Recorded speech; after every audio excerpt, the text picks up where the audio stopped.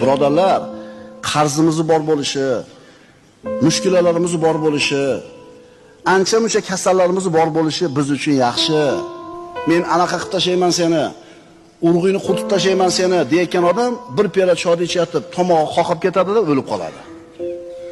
Qara, o'zimga keldi, o'zim bildim, yomon bo'ldim. Ha, ana, hech kim emas ekansanmi? Hech kim emas ekansanmi?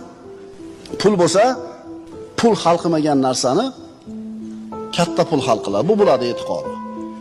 Kechirib qo'yasan. Hozir aytganimizda bitta guruch tomog'ingga turib qoladi, nafas olayotganingda. Bo'ladi, haligi osh topib qilganingizda bitta guruch o'tib ketib qoladi. Mo klapan ochilguncha, oshqozon klapan ochilguncha o'tib ketib qoladi. Burningizdan tushadi bitta guruch. Bilasizmi nima bo'lishingizni? Birodar, bunaqa guruchdan millionlagan donasini yeyapsan. Alloh xohlasa, shu guruch seni o'ldiradi.